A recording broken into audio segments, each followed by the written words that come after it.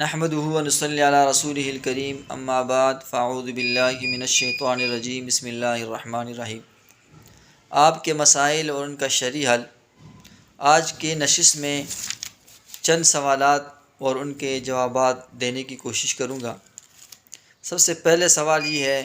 باسط صاحب نے اسلام آباد سے سوال کیا ہے۔ وہ یہ کہتے ہیں کہ بندہ باہر ملک میں رہتا ہے تو اس کے فطرانے کا اعتبار کس ملک کے حساب سے ہوگا؟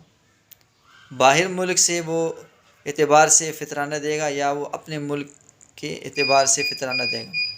تو بات ایسی ہے کہ جو ملک کے اندر جو بندہ رہ رہا ہے وہ اسی ملک کے اعتبار ہوگا اس کا۔ اگر وہ پاکستان میں ہے تو پاکستان کے حساب سے وہ فطرانہ دے گا، اگر وہ سعودیہ میں، دبئی، قطر، کسی اور ملک کے اندر ہے تو وہ اسی ملک کے اعتبار سے جو ہے فطرانہ، زکوٰۃ، صدقات وغیرہ دے گا، اپنے ملک کے اعتبار ہوگا۔ دوسرا سوال محمد علیان صاحب نے کیا کہ کیا اہل تشیع کو فطرانہ زکوٰۃ دینا درست ہے؟ تو بات ایسی ہے کہ اہل تشیع حضرات کو زکوٰۃ، صدقات، فطرانہ دینا درست ہے، لیکن ایک بات یہ ہے کہ ان کے عقائد درست ہوں۔ عقائد سے مطلب یہ ہے کہ ان کا یہ عقیدہ نہ ہو کہ بھئی حضرت علی رضی اللہ تعالیٰ عنہ کو الوہیت کا درجہ نہ دیتے ہوں، ان کا یہ عقیدہ نہ ہو کہ حضرت جبرائیل امین سے قرآن نازل ہوتے ہوئے غلطی ہوئی، ان کا یہ عقیدہ نہ ہو کہ قرآن کے اندر تحریف ہوا ہے، ان کا یہ عقیدہ نہ ہو کہ حضرت ابوبکر صدیق رضی اللہ تعالیٰ عنہ، حضرت عائشہ رضی اللہ تعالیٰ عنہ اور حضرت عمر فاروق رضی اللہ تعالیٰ عنہ پہ لعن طعن کرنا گناہ ہے، کفر ہے۔ اگر ان کا عقیدہ یہ نہیں ہے تو ایسے اہل تشیع بھائیوں کو زکوٰۃ، صدقات، فطرانہ آپ دے سکتے ہیں، لیکن کسی بھی اہل تشیع کا یہ عقیدہ ہے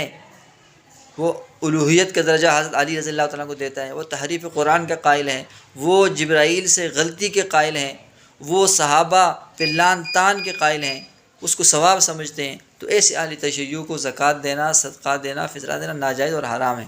لیکن اگر کسی بندے کا آپ کو پتہ نہیں ہے، آپ کو علم ہی نہیں ہے کہ اس کا عقیدہ درست ہے یا نہیں ہے، تو اس بندے کو بھی دینا جائز نہیں ہے اہل تشیع۔ کیوں کہ آپ فیصلہ نہیں کر سکتے ہیں کہ بھئی اس کا عقیدہ درست ہے یا صحیح ہے، تو یہاں پہ شک ہے، تو اسلام جو ہے شک اور ابہام کو دور کرتا ہے، نفی کرتا ہے، اس بندے کو بھی نہیں دے سکتے۔ دوسرا سوال جو ہے طارق صاحب نے آسٹریلیا سے کیا ہے، وہ کہتے ہیں لاٹری کی شرعی حیثیت کیا ہے؟ تو بھئی لاٹری کی شرعی حیثیت یہ ہے کہ لاٹری کے اندر جو ہے یہ سود بھی آتا ہے اور اس کے اندر ایک شکل جو ہے وہ جوئے کی بھی ہے۔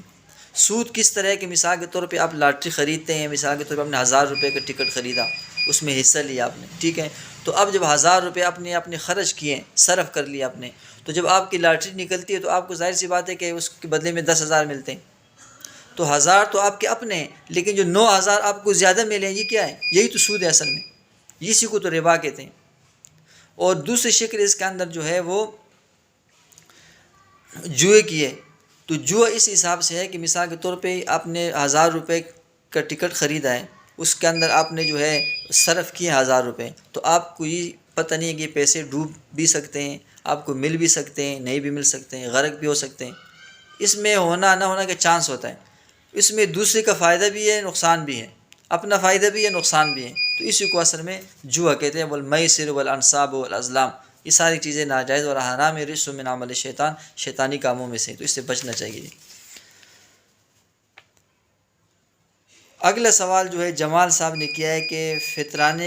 فطرانہ گھر کا سربراہ دے گا یا باقی تمام افراد دیں گے؟ تو دیکھیں فطرانہ جو ہے گھر کا سربراہ بھی دے سکتا ہے، مثال کے طور پہ گھر کے سربراہ والد ہیں، وہ اپنے بیوی، بچوں، ماں، بہن وغیرہ کا اگر فطرانہ وہ خود سے ادا کرتا ہے تو کر سکتا ہے، کوئی ممانعت نہیں ہے اس کے